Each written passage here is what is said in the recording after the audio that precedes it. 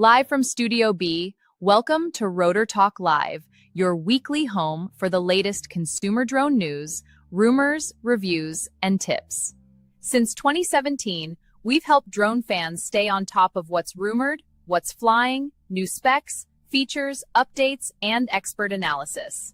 Hosted by Bill the Drone Reviewer and co-hosted by Ron Brown from Drone Nation, we keep you up to date on everything in the consumer drone space. Good evening, everyone. Welcome to Rotor Talk Live, Season 9, Episode 28. FCC finds DJI clone companies. There's a typo in the title, so forgive me for that. But hope you guys are doing well. And as I stated in the promo for this is a really important show. So, you know, as they say, grab your mom, grab your pa, grab all your friends from Arkansas.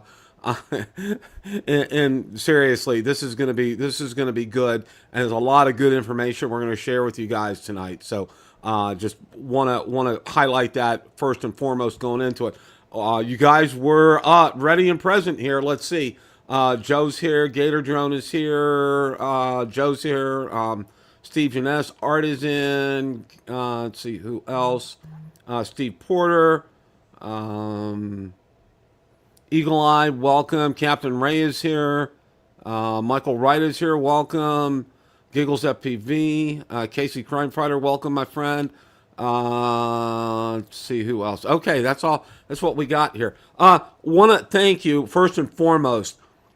A ton of you guys went out there and did an awesome job and wishing my better half a very happy birthday last week. So kudos to all of you guys for doing that.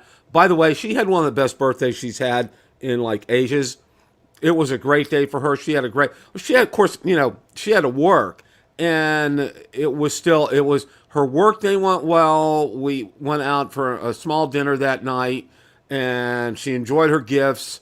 And I went out early in the morning before I started work, got Starbucks for her, and I stopped at Publix and got a dozen roses for her, and she enjoyed her gifts as well that I got her, and it was just a wonderful, very special day. Got a real nice card. It was a pop-up card that had it was Valerie's 65th birthday. It said happy 65th birthday with pink roses all over the place. So, yeah. And this Saturday, what we do is, because our birthdays fall together, so they're only 9 days apart, because they're so close to each other, what we've done is, actually 8 days, what we do is we wait for the weekend after my birthday and then go out. And so that's going to be this weekend, because my second anniversary, my 34th birthday is on Thursday. Hint, hint. Okay. Yeah. Somebody taught me that when I got into my 50s, just say it's your second anniversary of your ex birthday. And it sounds a whole lot more palatable, and it does. So anyway, my birthday's on Thursday. I've decided to take the day off, which I'm looking forward to. I'm probably going to go out. Valerie's working, but she's going to be working from home, and I'm going to get some breakfast out, McDonald's, probably bring it back. And I'm going to do some flying. I haven't had a chance to do some flying, and I'm going to tell you a little bit more about that here in a second. And then this Saturday, what we have planned is we're going to go to Capitol Grill. And if you guys know what Capitol Grill is, it's a very upscale restaurant. They have them in, I think, 8 or 9 major cities. And the one here in Tampa is known for, they have just absolutely incredible steaks. And several years ago, we got a steak called the Kona steak. It's a Kona rub steak, and it's rubbed in Kona coffee, okay? Well, it just so happens that the caffeine in that rub is passed on to the steak. And, yeah, it tastes fantastic. But, boy, oh, boy, 3 o'clock that night after we had, both Valerie and I were like, we're up wide awake. Let's watch some TV at 3 a.m. in the morning. It was like there was no sleeping. So we were going to pass on that. But no, it's very upscale. And it's a place that's known to frequent, like NFL head coaches go there. A lot of athletes go there. So we're both going to get dressed up. We haven't gotten dressed up for a while. So looking forward to doing that. So that's going to be a lot of fun. That's Saturday. That's coming up this weekend. So, all right. Enough being said. I have not gone out to do a lot of flying recently, and I wanted to kind of give you a little, I don't know, primer as to why that's happened. And it just should kind of be a no-brainer. Kind of should be a no-brainer, but I'm going to go ahead and put this infographic up here that I use ChatGPT to do. Hillsborough County, Tampa, that's where I live. Summer 2026 has been brutal. The average air temperature has been 90 to 97 degrees. The heat index has been from 100 to 113 degrees. The UV index is 9 to 11 plus, which is absolutely insane. And the humidity is 60 to 80%. So it feels anywhere from 95 to 108 degrees. Heat exhaustion can happen very quickly here if you're not hydrated enough. And also heat stroke, which is really a medical emergency, can happen as well too. So one of the things that they absolutely advise, and they said the best advice is to do your outdoor activities before 10 a.m. and after 6 p.m. at night. And I'm gonna revise that. It's do them before 9 a.m. Okay, and probably more closer to 7 p.m. at night. So yeah, during the hottest part of the day, you do not want to be outside. It is just too brutal. I mean, just to even literally going from the garage to my car, you got to be careful. You have to use sunscreen. You don't want to get burned. And you also have to realize too, this is brought on. We've not had a lot of rain, so it's really kind of exacerbated the situation. Fortunately, the past week or so, we have gotten some rain, not enough, but we have gotten some, which has helped quite a bit. So, but in conjunction with all of this as well too, this has a reciprocating effect, and what I mean by that is, our air conditioning. Now our house is like 5 years old, and I put up some explanations behind this, and I wanted to take a minute to go over this here. Our air conditioning, we normally set it at 72. A lot of times it struggles just to even get to 74 during the day.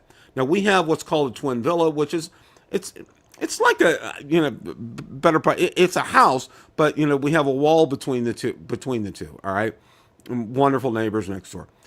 But the thing, it's smaller. So you would think because it's smaller, you wouldn't have to cool down as much. Well, it's been a struggle, and our AC is fine. We keep it up to date. We make sure the drain line's clear. There's really no issues with that. It's just a heavy demand on it. And the other thing that it really affects is cooking, believe it or not, because we have a gas stove. And every time you use that stove, it's going to raise the temperature up inside the house. And it's a catch-22.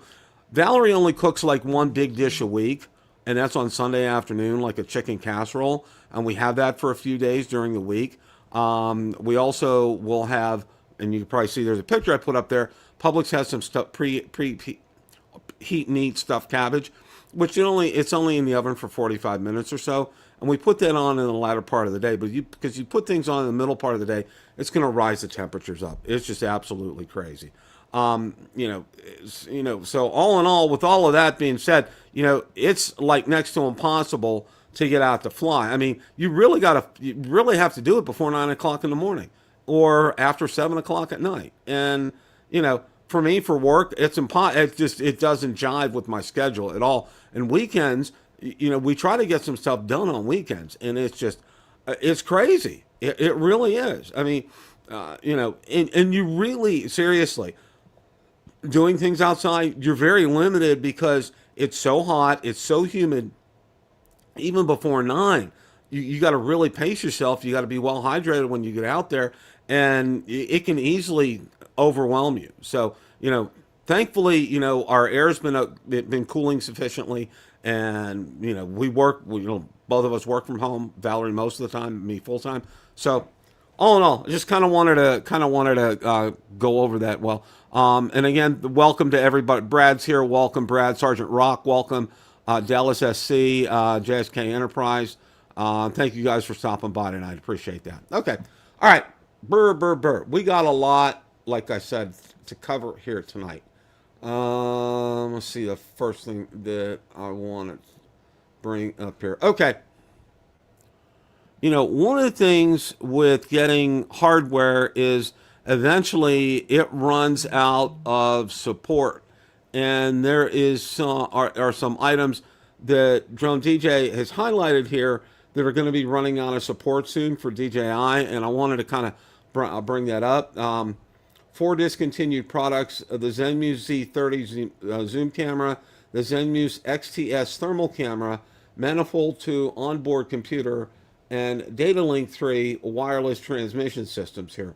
Products that served enterprise pioneers: the Zenmuse Z30, ZTS, Manifold 2, and Data Link 3. So they've reached end of life, and they really kind of don't apply to us in the consumer drone space. But it's just a reminder that these kind of things will happen. And I think they had one, if I'm not mistaken, they issued one for the Phantom 4, and that's probably going to be coming up, I think, either later this year or early next year.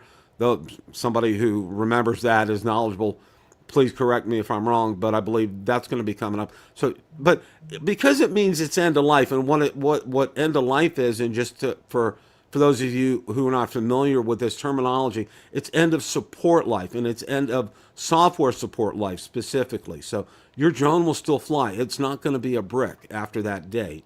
And if you still have these products for an enterprise level drone, they're still going to work. It's just they won't have any more software support, and you won't be able to ping DJI. You're going to have to go out to forums and groups and try to find answers to questions regarding that. So that's kind of where that's at, and it happens with all kinds of products. So just wanted to make everybody aware of that here. Okay, now we all know.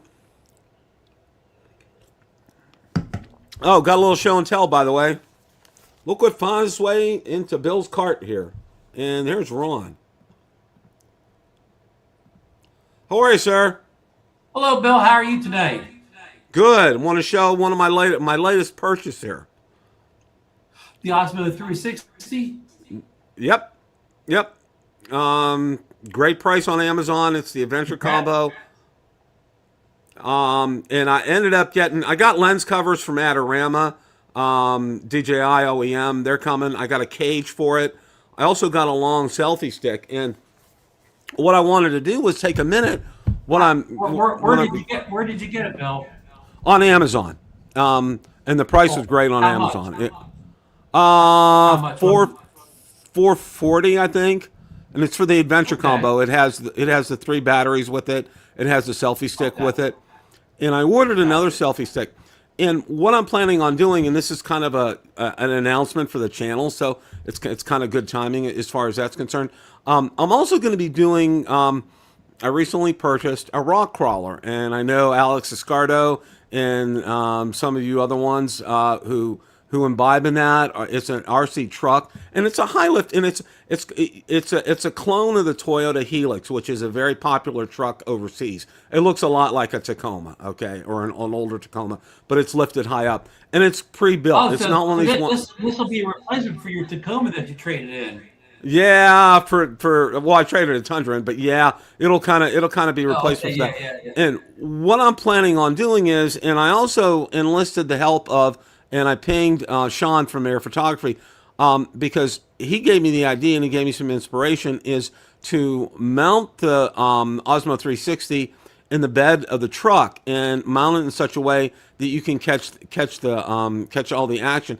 And what's nice with it, these rock crawlers, they're not extremely fast. They're not like, Traxxas, I think, is a brand that's really known for speed and everything. They're not known for that. Highlight Alex's comment in the chat, the most recent one. Yes, absolutely, Alex. I do too, and I'm really excited. Now it's an HGP 409 is the name for it, and it used to be out on our friends at begin with B. I'm trying to remember the name of it. Banggood. Used to be out there. And Alibaba and everything. I got mine off eBay, and I got a great deal on it. It was from an American hobby store here, and I think it's in Phoenix, Arizona, or in Arizona. So anyway, we're going to be doing more of that. I have a Ford F350 that Valerie got me a couple of years ago for Christmas, and I pinged Sean, and he gave me some ideas. And Alex, I may be pinging you for some ideas as well too on getting using the camera and things like that, and also. What I want to eventually try to do is maybe see if I can get my better half to help me out and go out for some adventures where I'm taking the taking the truck out with the Osmo 360 on it, and then taking the Avata 360 and kind of doing a dual kind of a thing here and trying to see that. So I'm adding another I said dimension. a while ago, somebody had to come up with a 360 channel instead of a drone channel, a 360 channel. Bill, you lost audio. Bill, you lost audio. There we go. Okay. I'm doing this to kind of fill in the gap, so to speak, because a lot of with what's going on with the drone part of things, this may slow down. So it won't slow down on this channel. We're going to be doing things like that. And Alex has given me a lot of inspiration, and I want to say kudos to you, Alex, and several others I saw at the meetup at the hotel that we're doing it outside in the parking lot. Thank you guys for that. And Sean from Air Photography, he's given me some inspiration as well. So hey, Bill, we're gonna give it a shot. Bill, I'm going to stop you for a second, and we need to send thoughts and prayers out to Sean Air Photography. He pinged me. It was 111 degrees today at his house. And for this, I know, Bill, that's normal for you, but for those people, that's wow, yeah, that's pretty hot. Yeah.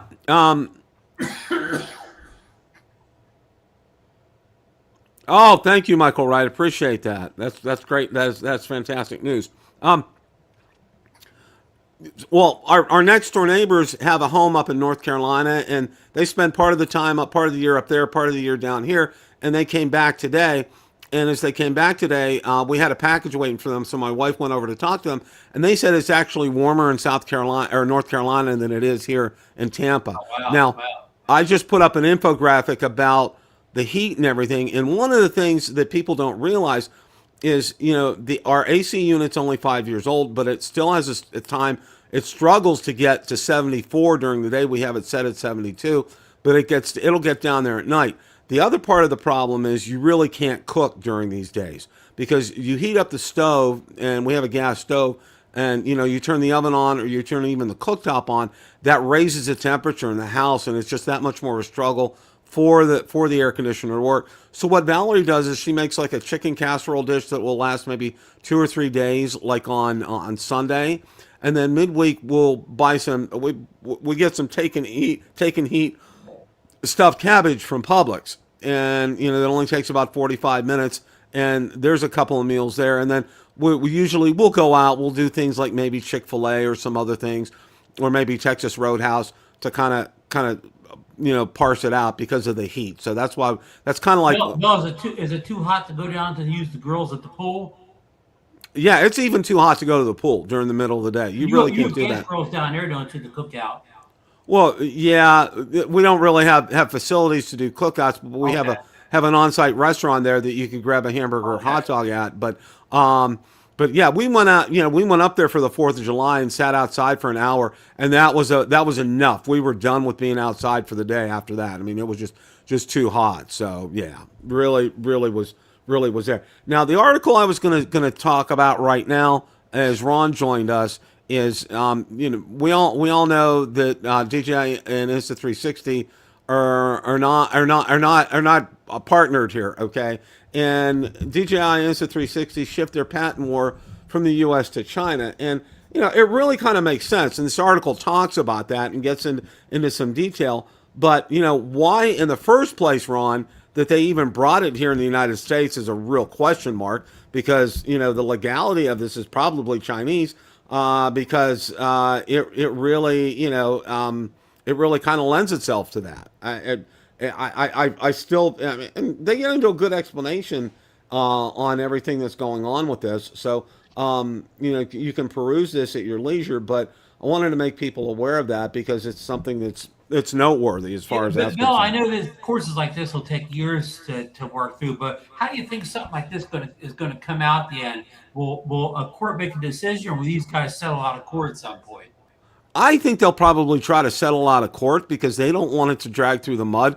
And I think, the Chinese court system is probably as bogged down as ours is. And, they don't want to get it tied up. And, well, I don't know how their lawyer structure and fees and things work over there, but assuming it's anywhere near like ours, they're not. This won't go probably more than a year or so before they have some kind of settlement is concerned. And It's Yeah, real plus interesting. it's kind of a strange case now because essentially DJI, even with their cameras, they're pretty much out of business in the U.S. and we don't know the exact figures of how big a market for them we are. But of course, Insta360 has no such issues. All their camera devices are still rolling out, so it's almost like in the U.S. at least, I mean, the rest of the world I see, but in the U.S. it's really not a battle because DJI is basically forced out here. Yeah, yeah. DJI's lost the U.S. market for now, as far as we know, and we're going to talk a little bit more about that coming up in the main part of the show. But yeah, it's not something that's available to them, and Insta360, it's ripe for the picking, and they're trying to innovate and trying to get products into our market because they're not blacklisted like DJI is here, and we're gonna see what's gonna happen there. I mean, but the thing I wanted to say, and even bringing this article up is it's really kind of a win-win for consumers because it forces both of these companies to try to one up the other and do better. And anytime there's competition like that, we as a consumers have a tendency to take advantage of it. But also too, Insta360 is going to fill that void until when and if DJI is allowed back in the United States, as far as that's concerned. So And they've really been filling the void for years now because they not only make 360 cameras, but they've made action cameras for years, and now they're making a pocket camera. So they've already filled that void. Bill, before we get off of Insta360, did you? I don't know if we have this in the agenda, but the rumors on Twitter are coming fast and furious. The pictures. It looks like the X6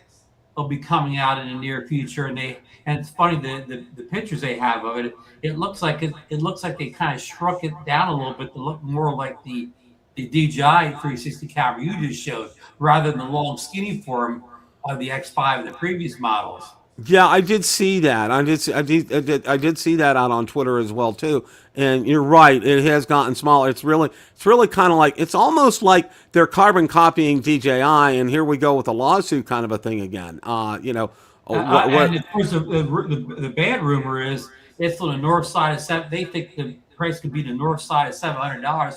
That'll be considerably more than you paid for your DJI 360, Osmo 360. And see, Ron, this is and I want to make a point here before we move on. Is granted, Insta360 has kind of like a captive audience with the United States because DJI really, in all essence, is not really allowed here. But they're trying. They're I don't know if you want to call it price gouging and charging exorbitant prices for things that probably really Yeah, only are $200 or $300 less.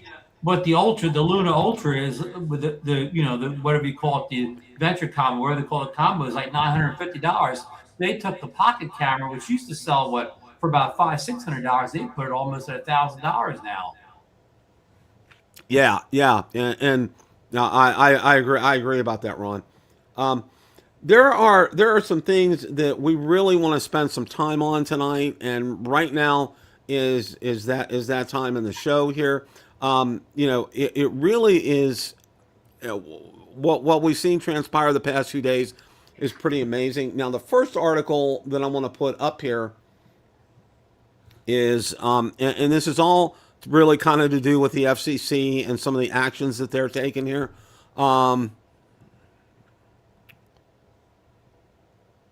Shopping for DJI drones online, FCC wants more transparency, okay? And the proposal builds an Operation Clean Carts, and we're going to get into that here in a minute here, okay? The proposal's biggest change, however, isn't about online shopping. It's about what's inside the devices themselves. The FCC maintains a covered list, and we all know what the covered list is, all right? According to the FCC, this creates a loophole because some of these embedded components are technically capable of affecting or compromising the operation of the entire device, okay? Carr's proposal would close that gap by extending restrictions to nearly all logic-bearing hardware components, electronic parts capable of processing, storing, or transmitting information. Only simple mechanical items such as screws, nails, or other dumb components would remain exempt here, okay?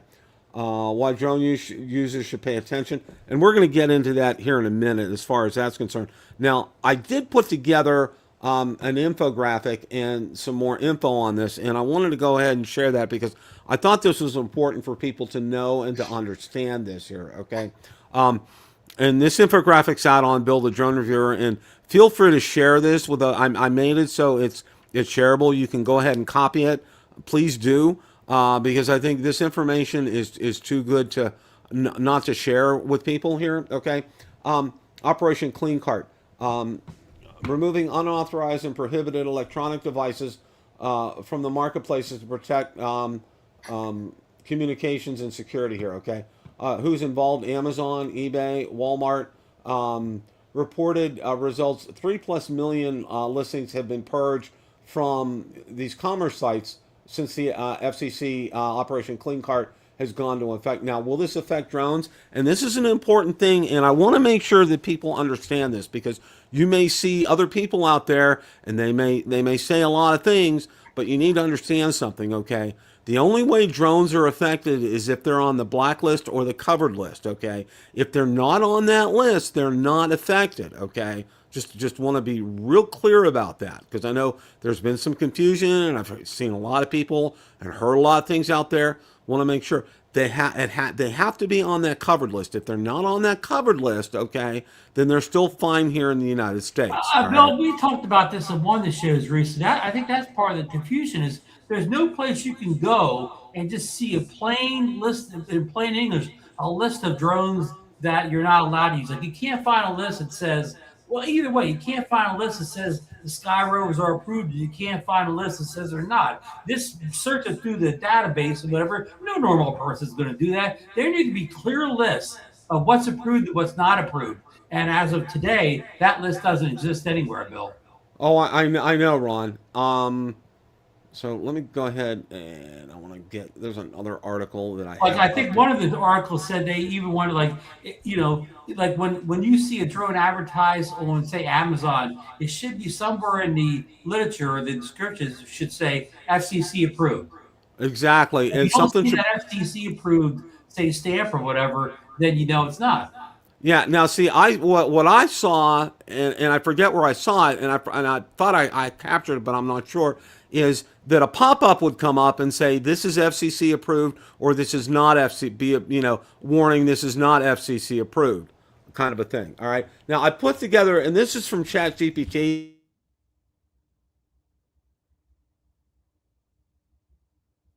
Bill, your audio went again. Bill, your audio. Yeah, I got to take a look and see what's going on with that. Okay. Consumer gadgets, smart home and surveillance. Now, really kind of what this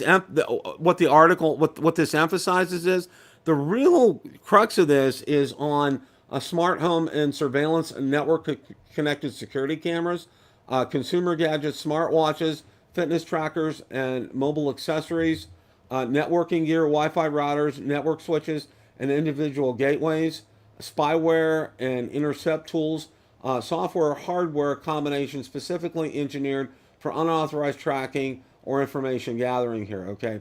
Automatic screening controls, direct FCC data sharing, merchant compliance education platforms have been mandatory training modules to inform third-party sellers about federal electronics compliance, penalizing repeat offenders who attempt to bypass the filters, okay? Targeting bad labs, the FCC expanded enforcement by banning third-party testing laboratories controlled by foreign adversaries.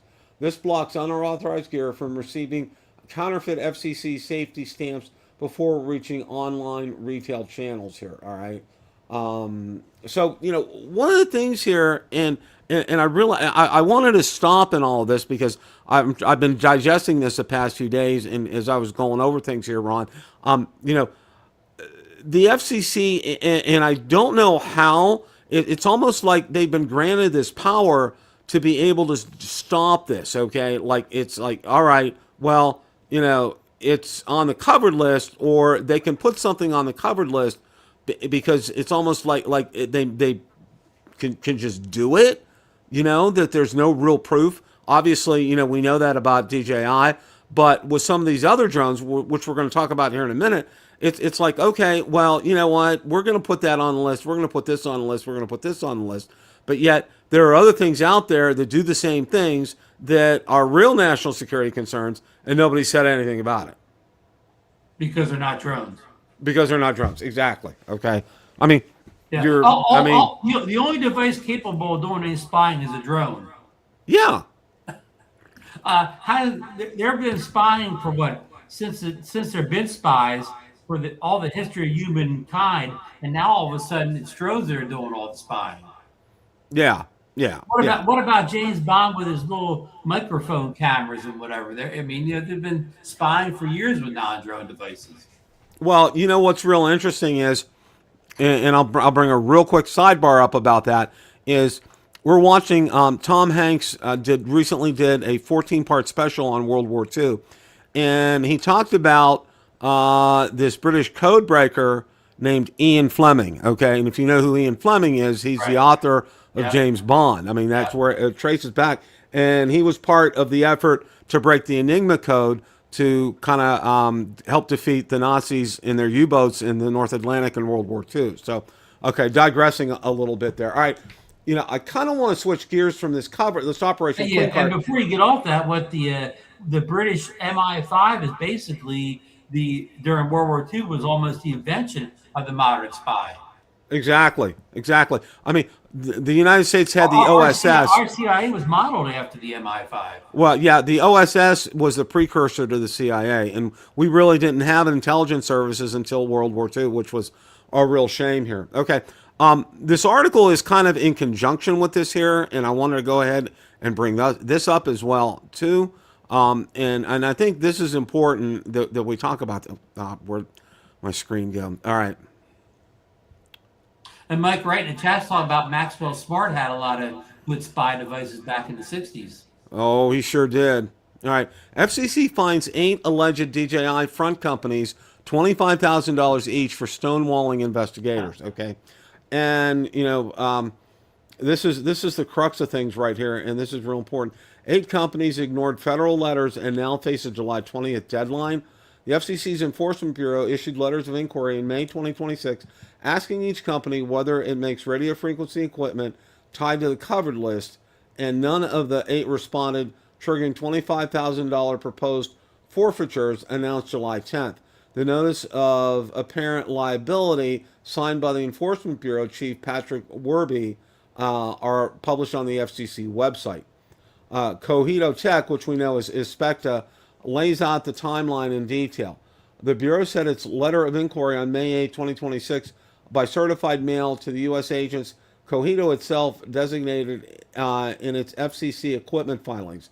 The response deadline was May 22nd. Silence. A deficiency letter followed on May 29th, with delivery confirmed to both the company and its agent, setting a new deadline on June 5th. More silence. One of 2 designated agents could not be reached at all. Both the email and the certified letter came back undeliverable. The pattern matters for penalty math. The base forfeiture for ignoring commission communications is $4,000. The Bureau adjusted it upward to $25,000 per company because the conduct was, in the agency's words, egregious, intentional, and contentious. The statute allows far worse, up to $25,132 for each day of continuing violation, capped at $188,491 per failure to act.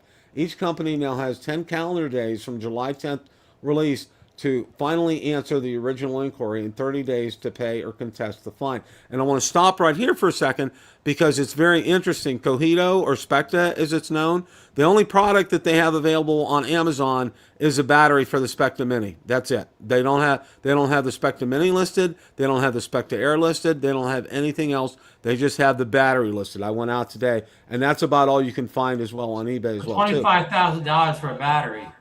Yeah, exactly here. Okay. And there's a chart that kind of goes into that here.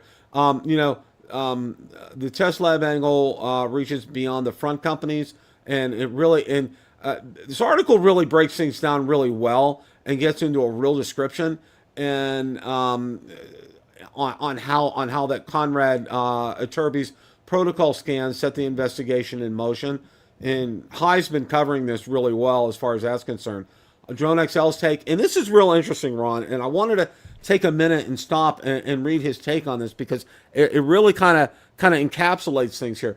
The first is disbelief that anyone thought this would work. It's bizarre to believe you can launch DJI clone products in the biggest, most scrutinized drone market on Earth and have nobody notice. You do not need to be a security researcher to see that an Extra Muse looks and works like a DJI Osmo Pocket, or that a Sky Rover's lineup mirrors DJI model for model. Any pilot browsing Amazon could spot it, and plenty did. Conrad supplied the technical proof, running protocol scans in public on GitHub for free, and Drone XL documented the shell game last fall. What makes the other side of the ledger just as strange, it still took the federal government 10 months to act on evidence hiding in plain sight. If clone hardware this obvious can sit in mainstream retail listings for the better part of a year, the enforcement gap was never a detection problem. The second reaction is discomfort because this crackdown proves a point I've been making since December 22nd. The ban was built on procedure, not evidence. DJI got added to the covered list because no agency bothered to complete the security audit Congress ordered. Now 8 companies are being fined for paperwork offense, ignoring letters rather than for demonstrated harm from their products. The FCC keeps winning on process while the underlying security question sits unexamined. I oppose the shell games regulatory arbitrage, though. I oppose the shell games. Regulatory arbitrage through disposable Hong Kong entities is exactly the unfair competition Drone XL has always called out, whether it comes from Shenzhen or from protectionists in Washington. But finding proxies for silence is not the same as proving DJI hardware endangers Americans, and nobody in administration seems to be in a hurry to attempt the same thing here, okay? Watch July 20th. If all 8 companies stay silent past that deadline, expect the FCC to escalate toward revoking their equipment authorizations. The exact power granted itself in October 2025. And watch DJI's Ninth Circuit case where the company claims the ban will cost it $1.56 billion in 2026 alone. A court ruling that narrows the covered list designation would gut the legal foundation under every one of these NALS. The front companies were a bet that Washington wasn't paying attention. Washington is paying attention now. Okay. All right. There's a lot to digest there, but one of the things, and I did want to read these both in their entirety because I thought it was important to share that as far as that's concerned. Too far, I want to go off that last line you just said about Washington not paying attention. Well, like you said earlier in the article, we all knew that Sky Rover and Extra were DJI clone companies years ago. Why did it take the FCC so long to figure it out? What's the guy's name over at the FCC that's running things there? Brendan Carr. If it took Brendan Carr this long to figure that out or whatever, maybe he's not the sharpest guy there is over there, right? I mean, yeah, as they say, not the sharpest tool in the shed. Yeah, I agree, Ron. So I mean, why so long to figure out when everybody we know knew this months ago, or whatever? What's he doing over there? I can what I can say is this, okay? Haya is right in terms of did DJI really in essence think that they were going to get away with something? I don't want to say it was illegal what they did, but they're trying to fight for survival, okay?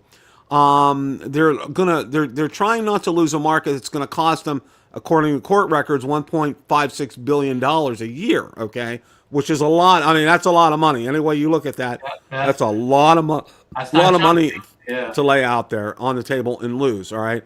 So kudos to them for trying to fight and trying to be sort of creative about it. But, I mean, it was, as Hai said, it was kind of like obvious and in plain sight to do that. But it worked for a long time, though. It did. It really did.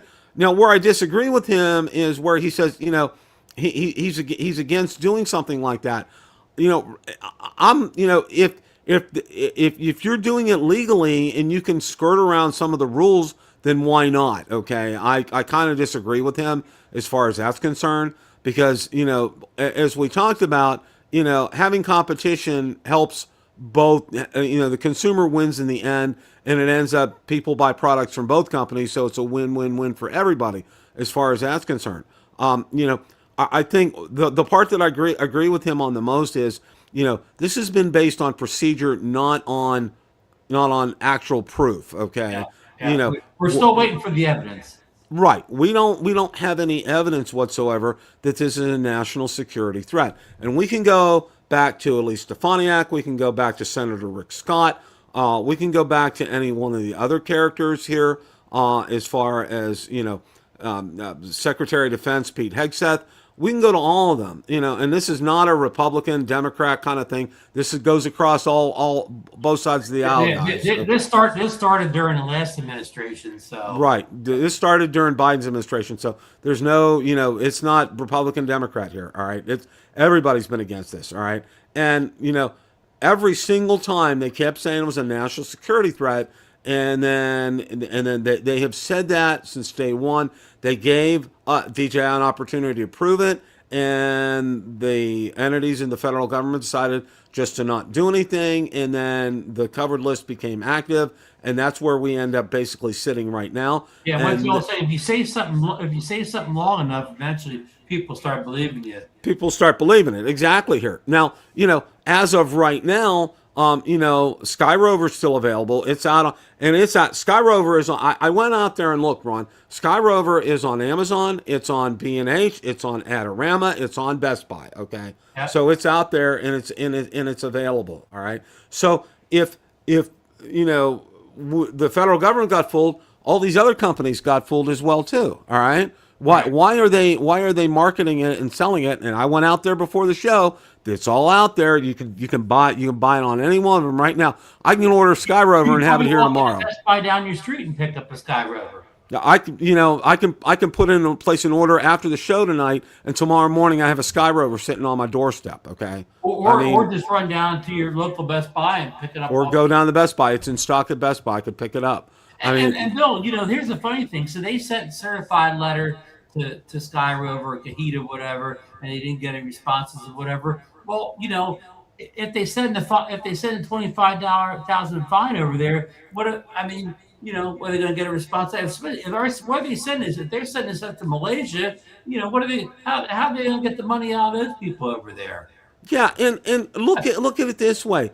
And if this points back to DJI, which is really the parent company, $25,000, they laugh. I mean, it's like, why? I mean, it's not even a slap on the wrist. What's the deal of DJI? What's his name? The owner, Frank Wang. Frank Wang fined $25,000. He just reached into his drawer and get the cash and pay it out. Yeah, he probably had it on him. Exactly. It's really, the fine is inconsequential here. And I think people are missing the point when they're like, oh, they're being fined. Well, that's not the point here. Okay, the point is High pointed out, and what I agree with him about the most in that article is that it's based on procedure, not on evidence. Okay, and did DJI fail the procedure? Yeah, they did. Okay, they set up these companies. They call, if you want to call it a shell company, call it a shell company. They did some exhaustive research in finding these out, and they were able to do it. There's plenty of shell companies in other industries besides drilling. Shell companies are a common thing, Bill. You can find them. Yeah. Oh yeah. They're all over the place as far as that's concerned. So and it's just part of this here. There was another article, and I just want to bring it up real briefly in the mix of all this to talk about this, because I think it was important to talk about this one as well too. Is let's see here. Okay. Hey, well, you're pulling that up, Bill. I do want to emphasize too that I'm not wishing bad things on Sky Rover or Kahita, whatever. But right now, you could go out and buy a Mini 5 Pro, which is FCC approved. You may have to order from eBay, because it may not get through customs, but you can order and fly that legal, and that's a better drone than any of the Kahitas and Sky Rovers and stuff out there. And it's not that, like, Sky Rover's a budget drone; it doesn't cost like $200-300. The Sky Rovers, if you get the kit or whatever, it's $700-800. So I mean, it's really not.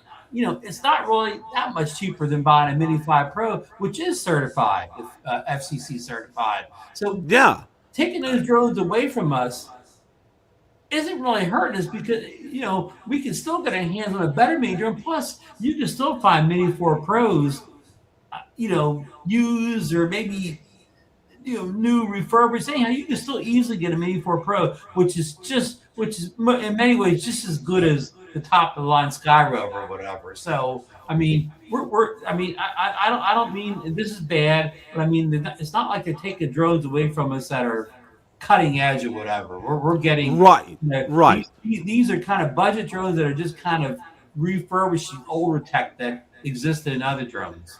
Right, because they haven't cloned like a Mavic 4 Pro, okay? There's nothing out there. Or what they're not taking away from us is if there was a clone of the Mini 6, which isn't even out yet, and they took that away from us, because that would hurt us because, but right now they don't even have a clone for the Mini 5 yet or whatever. So we can get the Mini 5. We can fly the Mini 5 Lite. So, now, this article here. I put that in perspective, Bill, that so far, we haven't taken tech out of our hands that we can't legally use. Right. Now, this article's in conjunction with all this, and it's FCC import cutoff for legacy Huawei gear shows exactly how DJI grandfathering can end. And what they mean by grandfather, everybody is aware what grandfathering means. Okay, I just want to make sure of that. FCC ends the legacy equipment loophole after 4 years. The June 26 public notice bars the import and marketing of cover communications equipment that received FCC authorization before 2022 and was added to the cover list in 2024 or earlier, a category built around telecom and surveillance hardware from Huawei, ZTE, Hytera, Hikvision, and Daewoo. The gap dates to November 2022 when the FCC stopped approving new models from these 5 companies but left earlier authorizations intact. Anything approved before that cutoff could still be shipped into the country and sold. Security researchers spent years pointing out that the older hardware shares many of the same weaknesses as the banned new models, including hard-coded credentials and insecure update mechanisms. The June order ends the flow, okay? An October 2025 rule built the cutoff machinery. The legal tool behind the June decision comes from the FCC's October 2025 equipment authorization order, which lets the agency limit a previously granted authorization so a device can no longer be imported or marketed, while the authorization itself survives and hardware already in America keeps working, okay?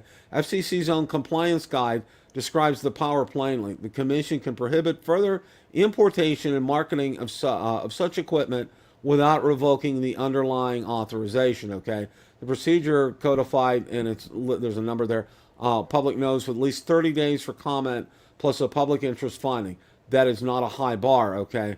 Drone makers escaped this round on a technicality of timing, and we are aware of that as far as that's concerned. But the March notice that stated the legacy equipment proceeding contained a qualifier worth reading. It stated that the prohibition would not currently apply to equipment added to the list after 2024. A limit communication lawyers at Pillsbury, it's hard to read that, flagged it in their client alert. A scope drawn with the word currently is a scope that can move. Okay, Drone XL's take, you can read that right there. Watch the end of this year. The 11 UAS conditional approvals granted through early June all terminate on December 31st, and the blue UAS carve-out lapses 1 day later. DJI's Ninth Circuit petition hangs over all of it. That cluster of expirations is when the FCC decides whether the covered list settles into a stable regime or reaches tighter, and June 26 tells you which way this agency likes to turn the ratchet. I said in December, and I'll say it again, buy your spare batteries while you still can, okay? And that's something that we have been saying. I've been saying, and I've been doing it, is to get those spare batteries, get those spare props, chargers, things like that. Maybe even a backup drone or two, as far as that's concerned, because once this stuff hits, okay, and it's really kind of looking that way, Ron, that this is going to hit at the end of the year, then it's gonna be hard just to get a battery, okay, let alone a new drone. You'll see, the only thing you'll see on Amazon being available to buy are these toy drones that are under 250 grams. no GPS, no camera in them, Yeah, no Bill, nothing. under 150 grams. Yeah. Oh yeah, under 150 grams. Hey, but So Bill, yeah. but here's the bigger question here. I think as far as not being able to get stuff. Okay, right now all the DJI flagship drones are FCC approved. Mavic 4 Pro, Mini 5 Pro, Air 3S. Okay, so the next drone up looks like to be replaced. We'll say the Mini 4. I mean the Air 4 is coming out maybe this year. So the Air 4 comes out, Bill. We cannot get it, but of course we can keep flying the Air 3S and buying the Air 3S, right? But how long will DJI keep making new Air 3Ss after the Air 4 comes out? 6 months, a year. Eventually, they'll stop making the Air 3S. So even though we can still get that and fly it, that pipeline is going to close. So we won't be. I mean, will they be making an Air 3S in 5 years if R goes bad, or we need another one? So, and that will go for all the flagships or whatever. That when a Mini 6 comes out or whatever, the Mini 5 will eventually kind of get discontinued or whatever. And even though that's still legal in the U.S., they won't be making it anymore. So when all that stuff happens, that's when we'll really be out, because we won't be able to replace the models we have, even if we crash them or they wear out or whatever, because DJI will discontinue manufacturing them. So that's really our time Right. for these artificial things that FCC may be putting up there. That's an excellent point, Ron. And I think what's going to happen probably in this instance, I think, for example, I think DJI is probably going to extend the life of making, say, like that Air 3S or the Mini 5 Pro. Hopefully, but we don't know that for sure. We don't know that for sure, but okay, in terms of that, it's either right now it's either get that income, on a drone that is, we're going to upgrade the model on, or get no income from the United States, because if they still make the Mini 5 Pro, if they still make the Air 3S, they're still going to be able to get that income stream. All right, but if they if they're advancing to say like an Air 4 or a Mini 6, they won't get that income stream from the United States, which we saw is $1.56 billion according to court documents. So I mean that's a lot of money they leave on the table, Ron. So I got to think that they're probably going to extend the life of this infinitely. Okay, I don't think you will see a cutoff for, say, an Air 3S, and I don't think you'll see a cutoff for a Mini 5 Pro or a Mavic 4 Pro. Okay, these are ones that are easily available in the United States, and it would be like, okay, you don't want to cut off a source of income, all right, and that's what DJI would be doing in essence. By stopping them making them, they'd be cutting off a big source of income for them, $1.56 billion from the United States. Hey, Bill, can I respond to Dr. Ted's comment here, about 5-6 comment back? He said, with all this junk going on, has anyone lost interest? Sadly, I have. And Ted, don't let Bill and I sitting here talk about this junk discourage you, because Ted, I flew 2 drone jobs today. I mean, I'm flying more than ever now. When I'm out flying, whether I'm doing pro jobs or rec jobs, when I take the drone up, I don't think of all this junk in my head. I'm not worried I can't get the drone that doesn't come out 2-3 years now. I'm having fun flying the drone I have now. I mean, don't get caught up in the future, whatever. We have great drones right now. Get out and fly them or whatever. I can't predict what's going to happen 5 years from now, whatever. But I don't let it ruin. I don't let what I can't get in 5 years ruin what's happening, what my enjoyment of drones right now. And Ron, that is an excellent point to make here. And one of the reasons. Yeah, it's our fault, though. We're kind of being Debbie Downers here, and we don't really mean to. Right. We don't. And that's a great point, Ron. What we're trying to do, number one, first and foremost, we've been about getting information out to you as a consumer in the consumer drone space. Okay, Drone Nation does that. We do that. Johnny and Ray do that. Bill Thomas does that. Our job is to pass information on to you, okay? And this is why we're spending this time on this, because we want you to be informed and make informed decisions on this. And I've been a harbinger the past several months, and I've kind of stockpiled up on some batteries, on some propellers, on other items, some chargers. And you said whatever your favorite drone is, maybe it's a good idea to get a backup copy of that. if you can afford to do that. Now, DJI does make them, and you can Well, if you probably can check. afford to go out and buy every new drone that comes out, every drone release, you can surely afford to buy a backup drone for something you already have. And just all you got to do is buy the drone and the controller, not even a battery or just the drone itself. If you can find them out on eBay, there are some sellers out there. You got to be careful though, but there are some sellers out there that will sell the drone only. And I know Evelyn, she does sell a lot of drones only that she takes out of a package. I mean, and she'll pack it up nice. Which is But okay if you already own a bunch of controllers. Like if you have five DJI RC N3 controllers laying around, you probably don't need the sixth one.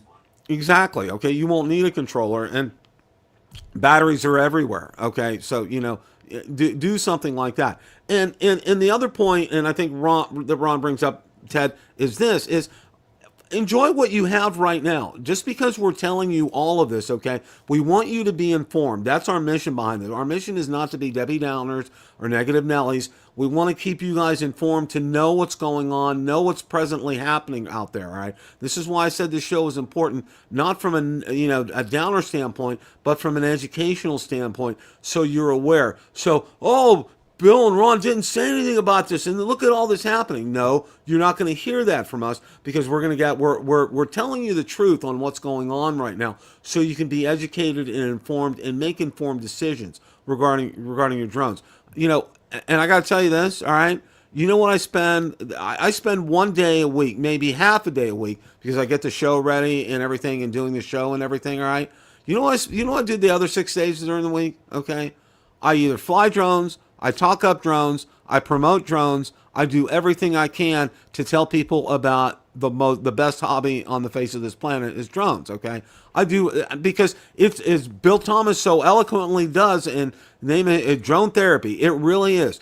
I feel so, and every one of you, I know every one of you, when you go out there and fly, you feel so much better. All right, it really, it kind of gets your endorphins pumping. Okay, you went out, you had a successful flight. I know Ron, when he's flying for real estate, I mean, it's the same way. He gets out there, he flies. It's a nice day. You're outside, you're enjoying things, and you get some great scenery. You get some No, great I did a views. job at Wildwood today where, I pulled up the house, I pulled up to the condo or whatever I was going to do. There was a guy outside, and he had a condo there, and he was talking to me. I said, well, I'm here to do a real estate shoot. He said, I'm really interested in drones. I'm thinking about getting drones. Man, I talked to that guy more I did flying the drones. He was so interested in what I was doing, so interested in the equipment. I was showing him the equipment and what the screen looked like. So, I mean, like, I had fun and this guy, he loved to talk about drones. He was very interested in drones. He doesn't care about all this negative Nelly stuff about bands and whatever. He was really interested, and kind of made my day. Instead of somebody saying, "Oh, you can't fly that drone here," I had the complete opposite. I had a guy I had a great experience with. And conversely here, I mentioned a little earlier in the show, I bought, I got an Osmo 360, and I'm pinging some of our friends here like Alex Escardo and Sean from Air Photography and others, and some of you dropped in the chat, some of these other guys who are doing it as well too, and branching out and doing that. But I'm going to be using my drone with all of that. All right, understand that. So I'm going to incorporate that. So that's an exciting part. I'm really looking forward to. All right, it's technology that we have access to, and I love the Avata 360, by the way, and you're going to see more videos out on that, because resoundingly people are absolutely loving them. So I'm going to get more out there, because I think it's a fun drone to fly, and the footage from it is absolutely stellar. I'm really enjoying that. So all in all, I mean, there's a lot to be thankful for. There's a lot to be encouraged about, and I know, conversely, I'm also hearing, why are you talking about an Air 4? We're never going to be able to get that. You know what? Valerie has a saying, education is knowledge, okay? And if you have knowledge, and knowledge will empower you and be able to understand things, okay? Never say never on things, but it's always good to know about things like that, all right? And we made the same decision on Drone Nation. We're not going to stick our head in the sand and ignore new products out there. Exactly, Ron. Because I've had comments from some people, and gotten some emails, well-meaning, but basically, why are you still talking about these drones that we can never get? And I said, you know what? Education and knowledge is so incredibly important. Put Dr. Ted's comment up as it's the most recent comment in the chat.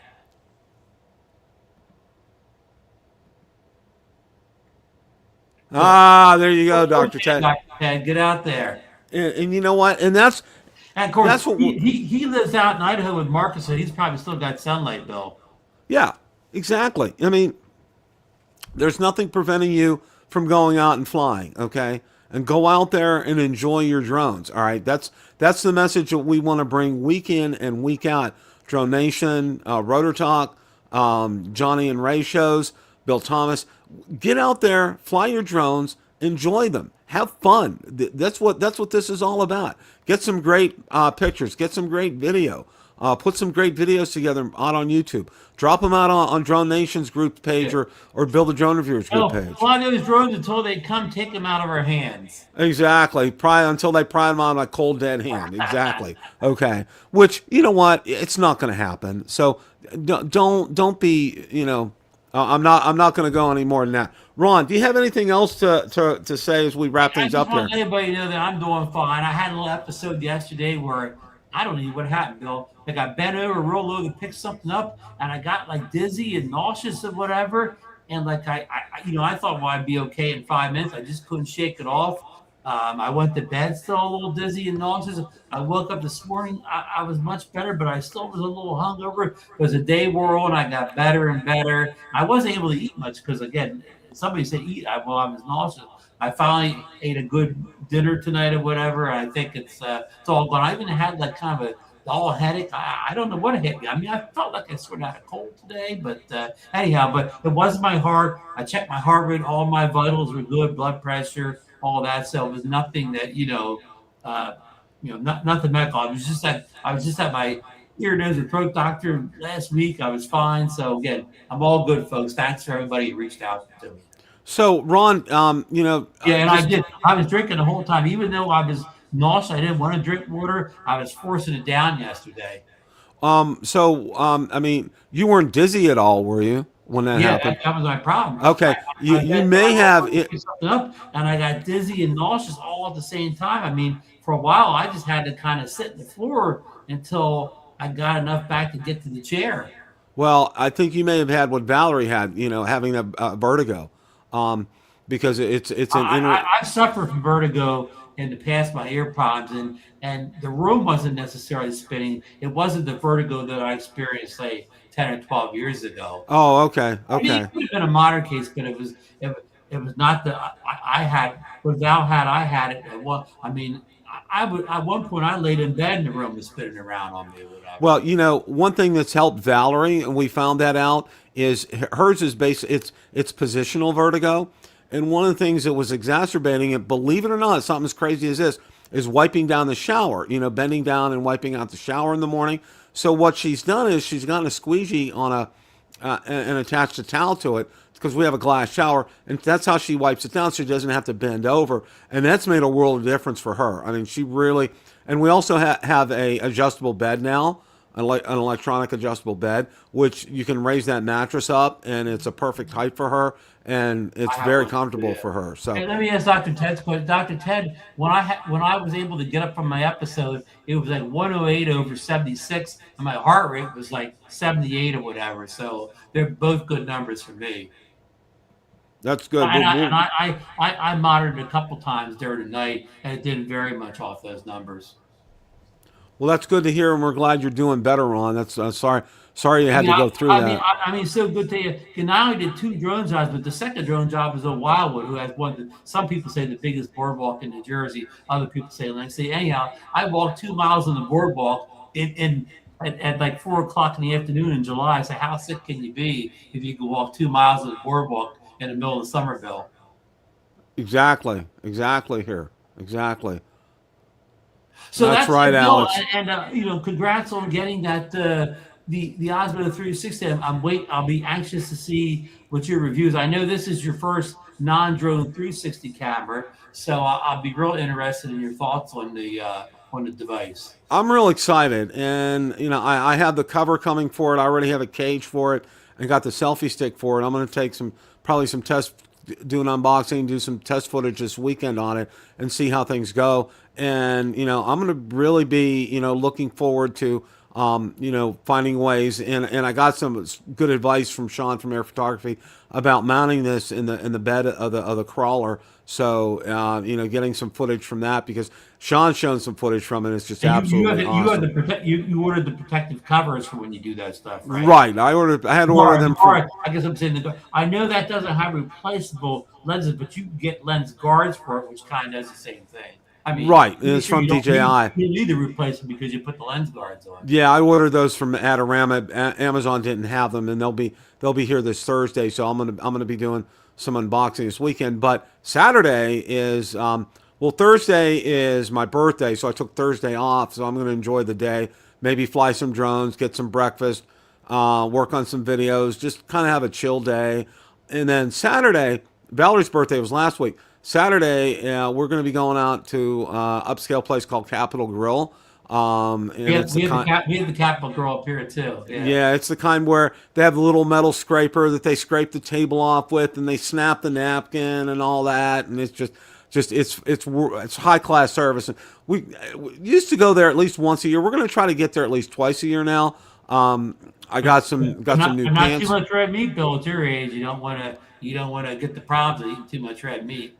Exactly. So that's all we have for tonight, guys. I hope you guys enjoyed it. As always, our messages: get out there, fly, have fun, enjoy your drones. Don't let us discourage you with this talk. Yes, do not. The product's already owned. Get out there, enjoy what you have fun. As always, guys, it's a great day to fly. Take care. Have a great rest of your week.